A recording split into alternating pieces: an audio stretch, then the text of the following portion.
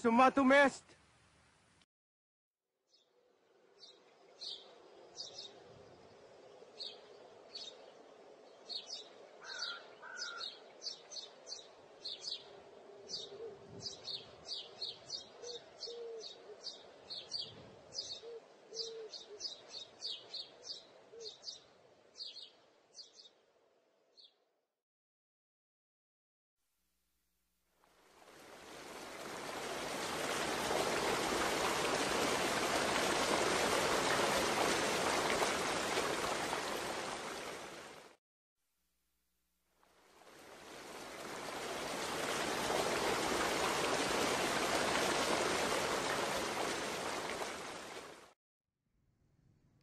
Marunong ka ba mag-Espanyol?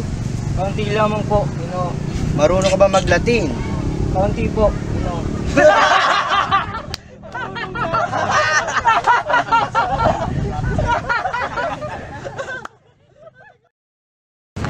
Ibalik ang aming karapatan! Sabi ng pag-away, patigil! Balik ang aming karapatan! Sabi ng pag-away, patigil!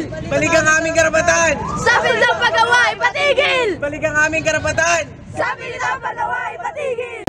General, isang malaking protesta po ang naganap sa Cavite, kung kaya't nagdulot ito ng isang malaking kaguluhan. Ang mga Pilipino raw ang nasabing mga nagpo-protesta doon. Pwes, padala ka ng mga karagdagang taon lang sa gayong matigil ang kaibangan ng mga Pilipino yan. Masusunod po yun. Alam ko na, gagamitin ko ang pangpanghas na Indyong iyon upang tuluyan ko ng mabura sa aking landas ang tatlong paring Pilipino.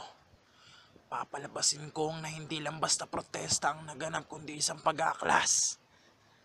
Pag-aaklas ng kanilang malino na pinumunuan. Mabuhay ang mga Pilipino! Mabuhay ang Pilipinas!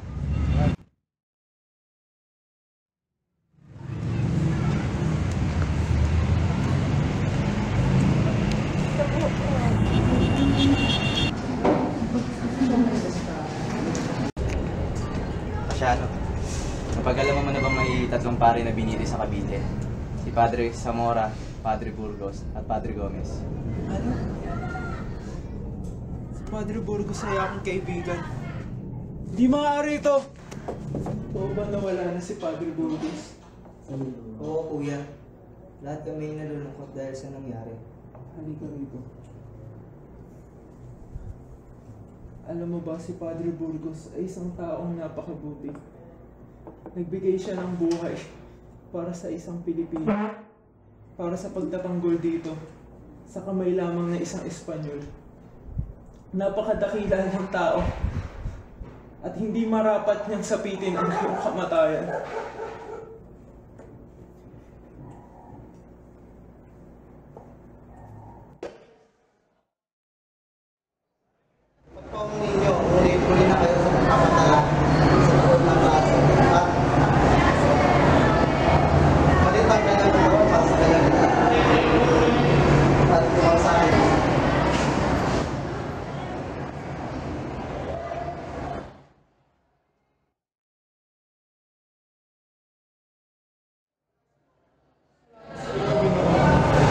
Maraming salamat po. Walang anuman.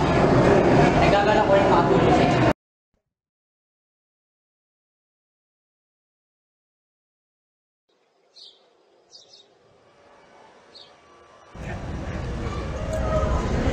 Uy, Jose!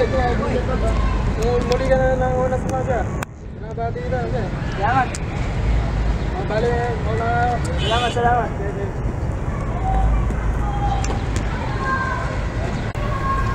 Nakulong ang ina ni Rizal dahil sa bintang natangkang paglason sa asawa ng kanyang kapatid na si Jose Alberto. Pepe, alam ko nalulungkot ka sa nangyari sa ating ina. Ngunit may awa ang Diyos. Mapapawalang sala din ang ating ina. Sino bang di malulungkot sa gayong kalagayan? Walang katarungang kinuha sa atin ng ating ina. Ang mga taong tinuring nating kaibigan at pinakiharapan bilang panauwing pandangal.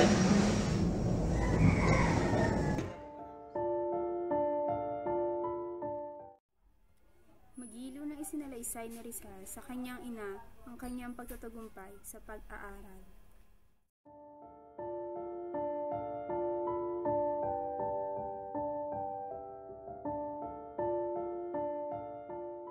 Hindi naman kung ganun, anak. Masaya akong malamang nagsisikap kang mag-aaral ng mabuti.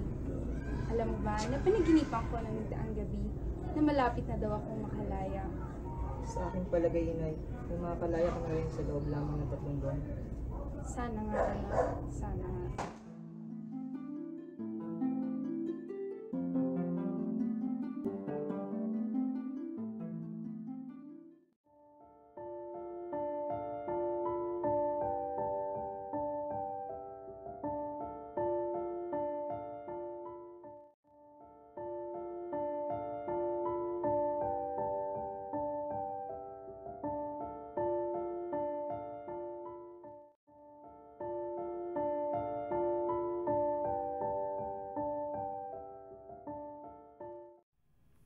Nagtapos ng matagumpay si Rizal sa Ateneo Municipal ng Bachiller sa Sini.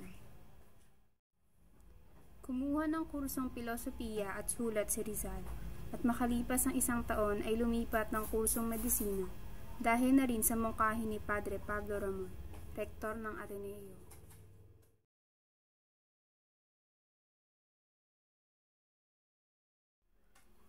Bagaman abala sa pag-aaral ng medisina, ay di pa rin nakalimutan ni Rizal maging aktibo sa mga gawaing pampanitikan.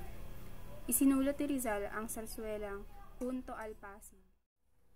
Ngayoy walang ginhawa, malungkot na umuungol sa pangyarihan ng mga dayuhan at dahan-dahang namamatay sa walang kabanalang kapit ng Espanya. May natanggap akong sulat mula sa iyo, ngunit nagdadalawang isip ako kung ito'y talaga nanggaling sa iyo, pagkat napansin kong iba nga lang ginamit mo. Mas mainam na nga itago ang relasyon natin sa ganitong paraan, batid kung tututulan lamang ito ng aking mga magulang. Sa pamamagitan nito ay patuloy pa rin tayo magkakaroon ng komunikasyon sa isa't isa. Ipagpatawad mo kung di ko agad nasasagot ang mga sulat mo.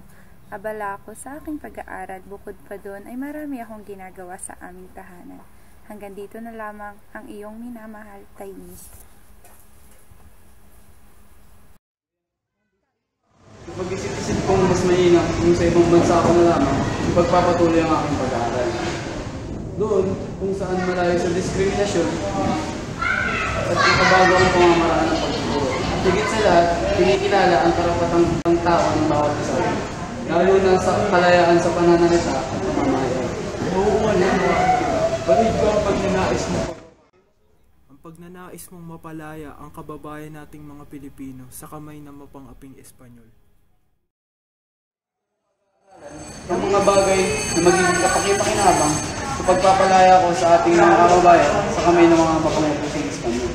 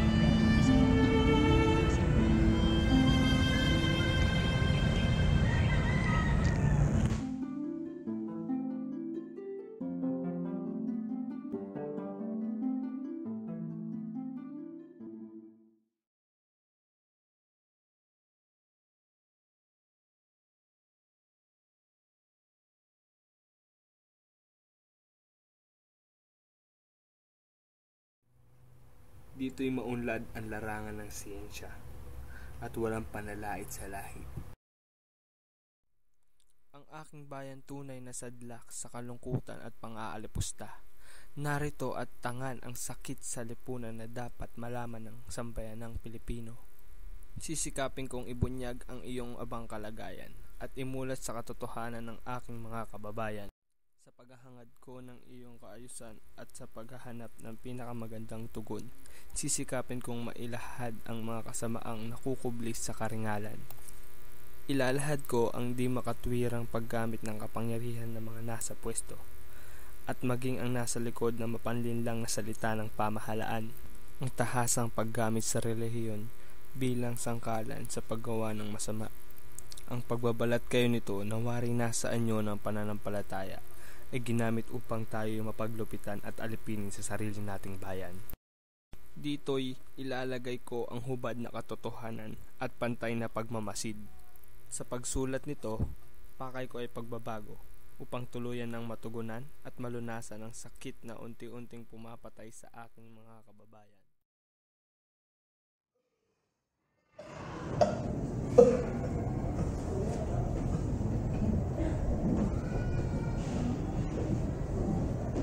Ama, ako'y nababahala na sa inyong kalusugan. Naway di niyo masyadong dibdibin ang pag-alis ni Pepe. Lingid po sa inyong kaalaman, ako po ang tumulong kay Pepe para makaalis ng bansa.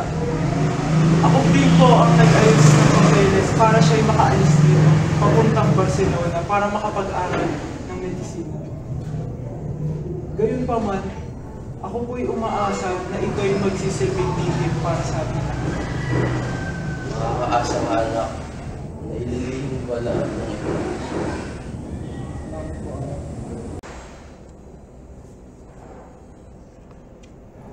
Pinaalam ni Dr. Maximo Viola ang planong pagpunta at pagbisita sa Berlin. Malaki ang posibilidad na matulungan ako ni Viola sa aking suliranin.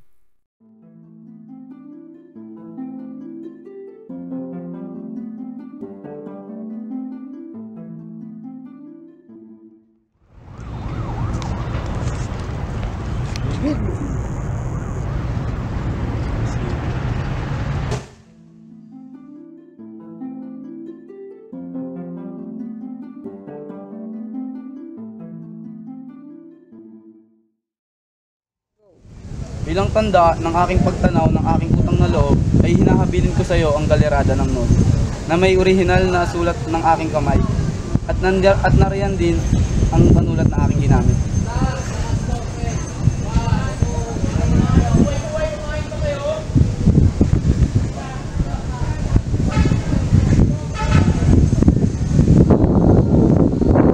Salamat kaibigan. Isang malaking pagkakaya. Ika-29 ng Marso, taong 1887, lumabas sa pahayagan ng Noli. Isang klasiko ang pinanganak sa literatura ng Pinas, na nakatakdang gumising sa natutulog na kamalayan ng mga Pilipino.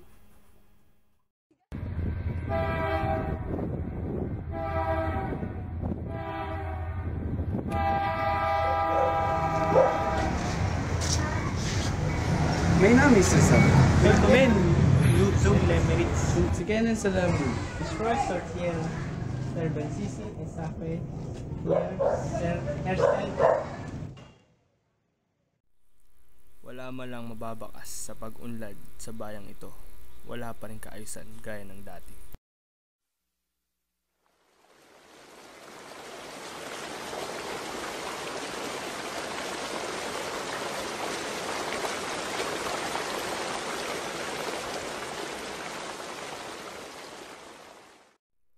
Ngayon ay pinagninilay-nilay ang aking katayuan. Nangingita sa bagong mga intindihin, bagong balakin at dahil dito, bagong damdamin na sa akin ngayon ay nagahari. Marapat na siguro akong umuwi. Bagaman alam kong magiging mapangas ako sa gagawin ito, hindi na iyon ang mahalaga sa akin ngayon. Maganda ang iyong payo na manirahan na ako sa Madrid at doon na lamang magpatuloy sa pagsusulat, ngunit hindi ko magawa yun. Para sa akin, higit pa ring mas matamis ang mamuhay sa sariling bayan. Sabik ng aking mga magulang na makita ako at gusto ko ring makita sila. Hanggang ngayon, hindi naman ako naging kanluranin gaya ng ilang Pilipino sa Madrid. Lagi kong gugustuhin bumalik sa bayang aking sinilangan. Alam kong punong-puno ka ng magandang pangarap para sa iyong bayan, kaibigan. At iyon ay alam kong patutunayan mo sa bisa ng iyong makapangyarihang panulat upang maihaw ng iyong mga kababayan mula sa pagkakaalipin.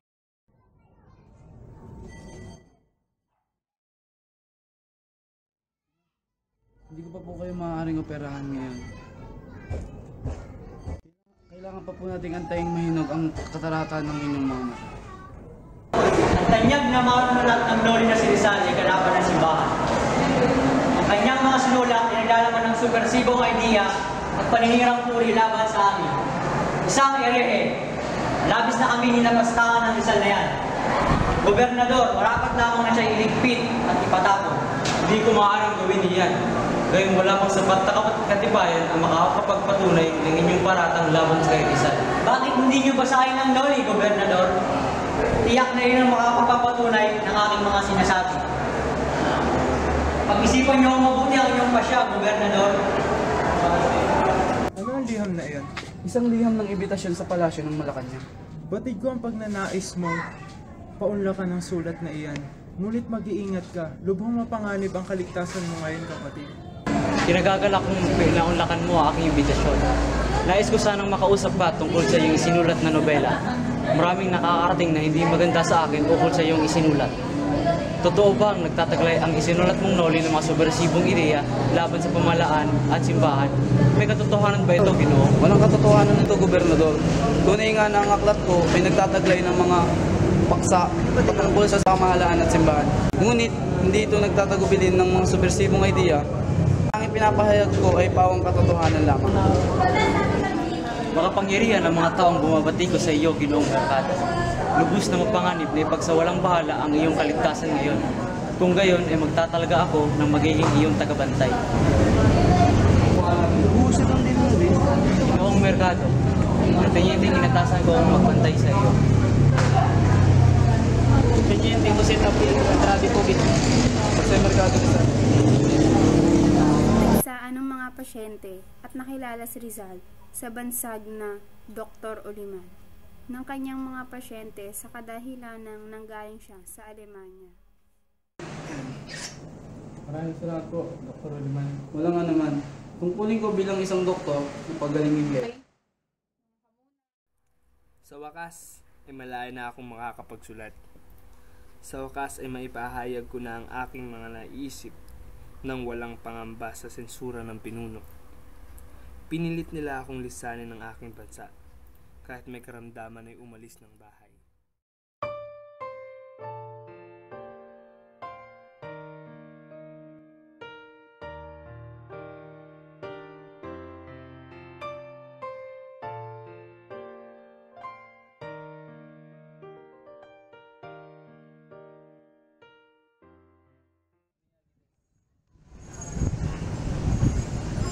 Arigato gozaimasu. Doon tayo si Master.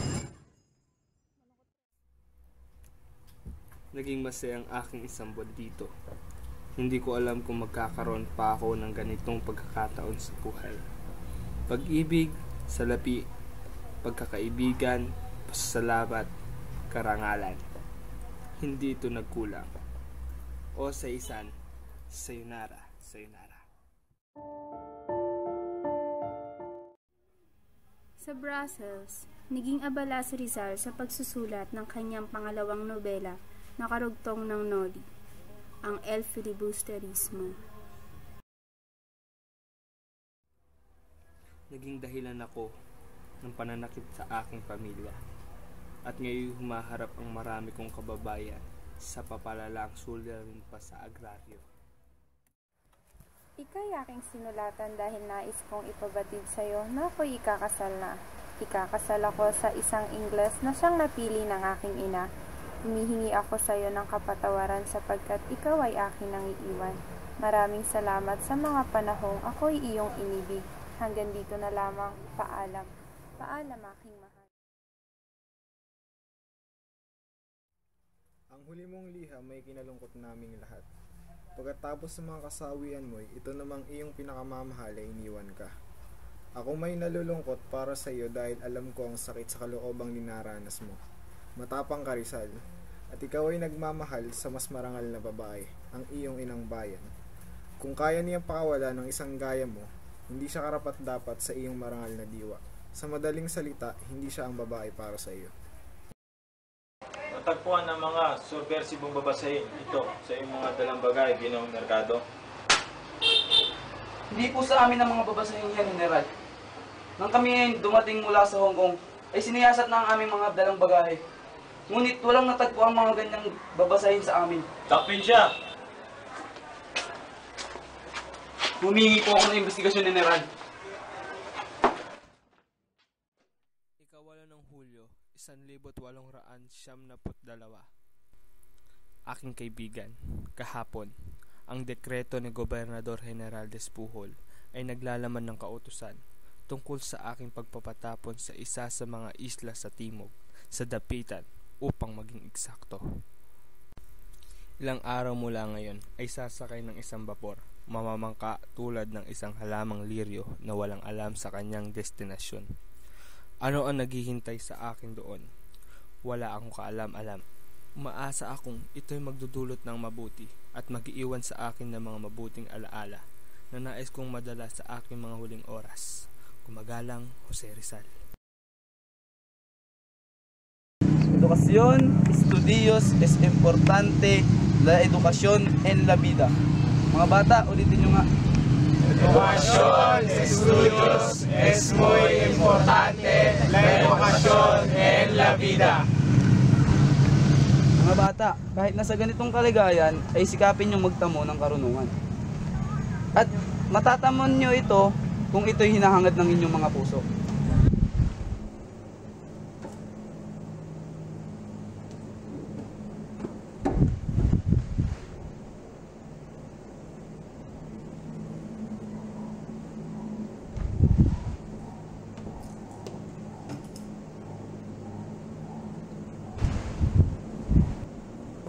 Is there a cure to my illness?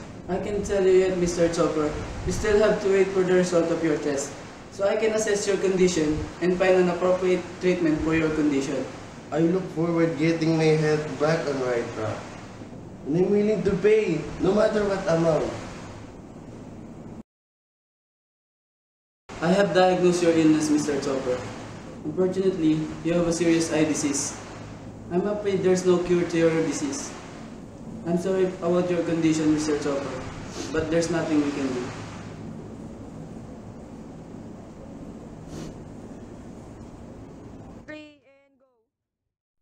Ikaw na siyang napadpad sa baybaying ito, naghahanap ng pugad, bagong tahanan, tulad ng isang naglalayag na ibon. Sakaling kapalaray ikaw dalhin sa Japan, China o Shanghai, huwag kalilimutan, sa baybaying ito, may pusong tumitibok para sa iyo. Sa harap ng Diyos, nagsumpaan na magmamahalan habang buhay ang dalawa.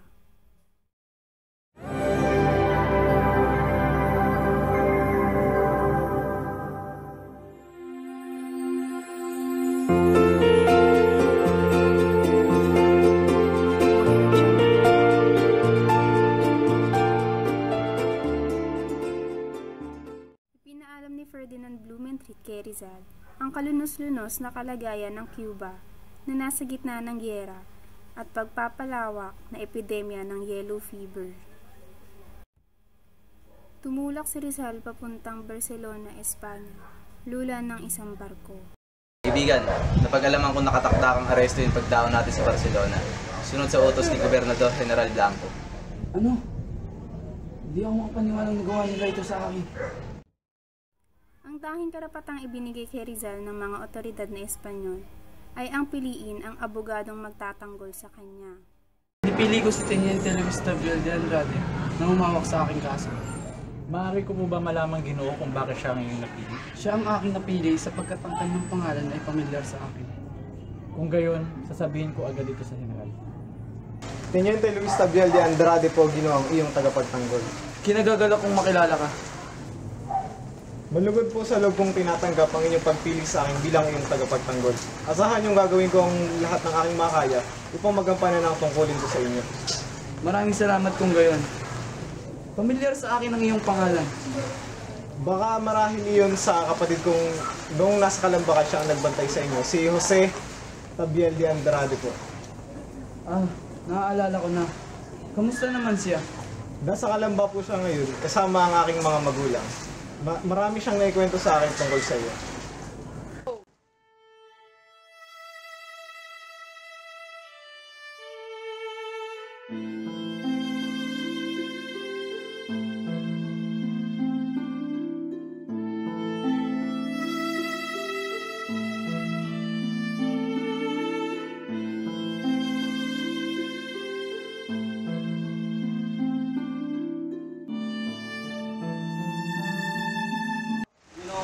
Kaguritan, inaakosang pangunahing tagapagtatag at buhay na kaluluwa ng Insurreksyong Pilipino at pagtatag ng mga samahang pahayagan at librong nagpapaapoy at nagpapalaganap ng ideyang hingil sa revolusyon. Ikaw bilang nasasakdal, ililitisi, maaaring makakulong kapag napatunayan ikaw ay nagkasala. Kasamsamin ng mga iyong ari-arian, tumbas ng 1 milyong multa at may karapatan kang ipagtanggol sa hukuman sa isang opisyal sa hukbong mula sa sandatang Espanyol. Ngunit, wala akong sana sa kasang rebelyon. Tunay ngang sumulat ako sa konstitusyon ng La Liga Pilipinas. Ngunit, isa lamang iyong asosyasyon pangsibika. Ginari ka, hindi pwede mo padalas namin kasi mga pahingal. Inais ka pa bang baguhin ng nais pang idagdag sa mga naunang payan, Ginoong Rizal? Wala na.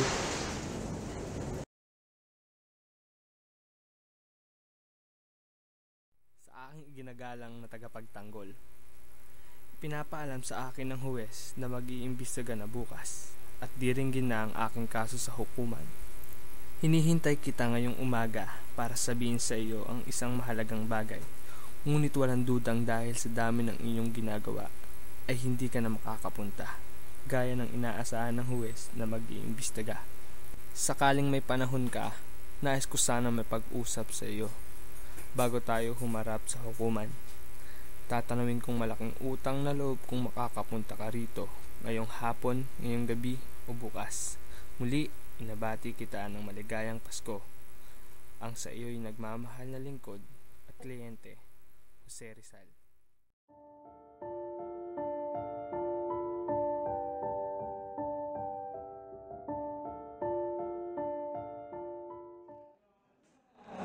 Kakaramay. Aking burdero. Minsan ay sumulat ng mga librong kaliwas sa paniniwala ng simbahan at tunay na paghimagsik sa laban sa kastilang gobyerno. Ito ay malinaw na naging kasangkapang nagpasimula ng himagsikan. Si Rizal bilang kapangkat at kapanalig ng mga nag-aansa ay siyang nagudyok ng mga revolusyonaryo na maghimagsik at magtaklas. Kung gayon ay malinaw na siya ay may kaugnayan sa salang rebelyon.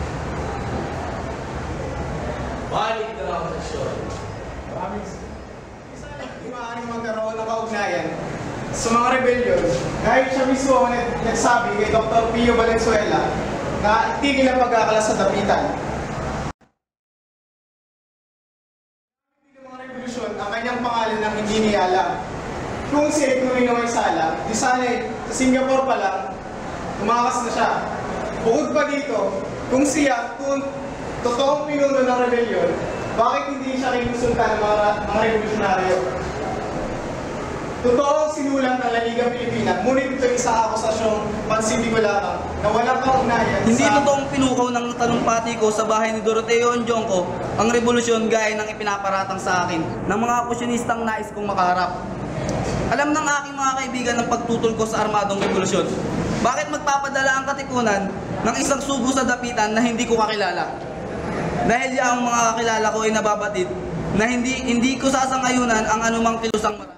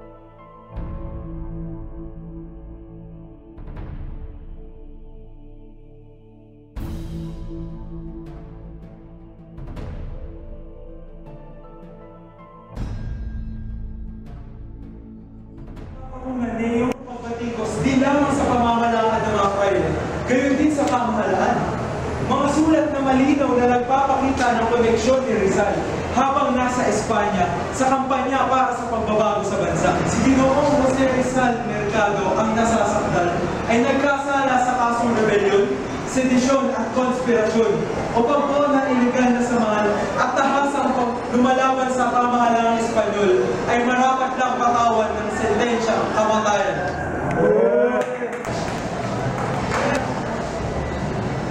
Ang mga huwes ay hindi dapat maging mapagiganti.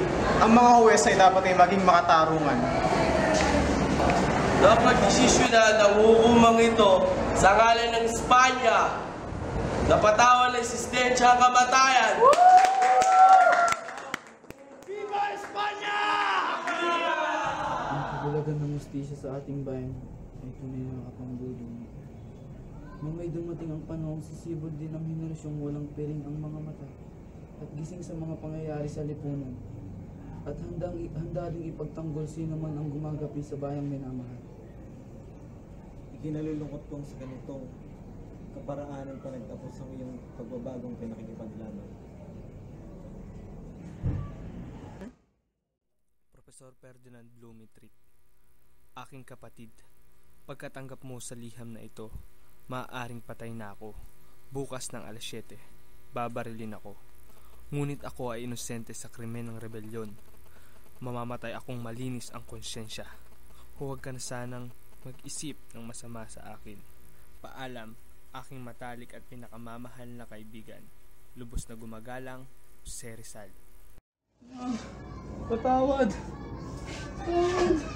Anak!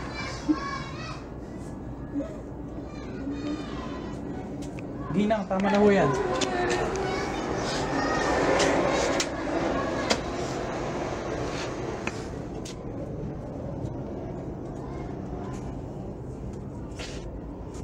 Please inside.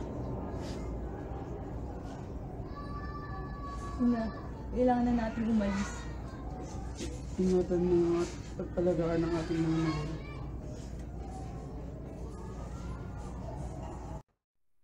Sa aking pamilya, humihingi ako ng tawad sa inyo para sa mga pagdurusang naidulot ko sa inyo. Ngunit balang araw ay mamamatay din ako. At mas mabuti nang mamatay ako ngayon nang masagana ang aking konsyensya. Mahal kong mga magulang at mga kapatid, pasalamatan natin ang Diyos dahil nananatili akong matatag bago ang aking kamatayan. Mamamatay ako ng mapayapa dahil umaasa akong sa pagkamatay ko ay magiging mapayapa na rin sa wakas ang inyong buhay.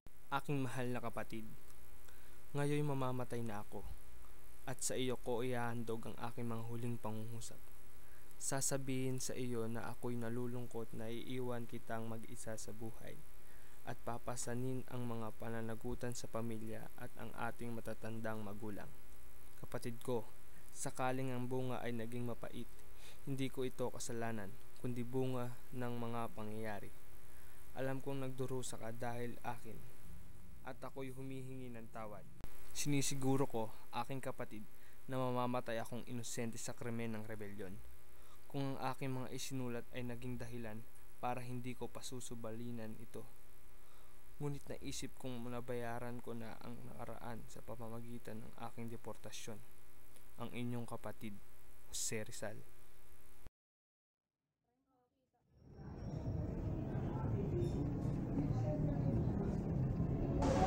Babasahan kita ng isang magandang kwento. Makinig ka mabuti. At nagbabala ang matandang gamugamo sa batang gamugamo. Huwag kang lalapit sa lingas, kundi ay masusunod ka. Nakita mo? Sikapin mo magtularan ang batang gamugamo. Huwag kang magiging suwait, kundi ay masusunod ka tulad. Ina, sa paglipas ng panahon, ang batang lalaking iyon ay lumaki at nagbinata. Marami ng dayuhang lugar na narating at nakilalang mga bantog na tao na minsay di sukat inakala. Naglakbay sa kabilang dako ng mundo. Dooy na mangha. Narating ang rehiyong nababalutan ng tila puting kumot ng niebe. Mula sa mga karanasan, natutuhan ang totoong mapait na aral ng ibinigay na kanyang ina. Binigo ko kayong mapagtagumpayan ang pangaral ninyo sa akin. Patawad.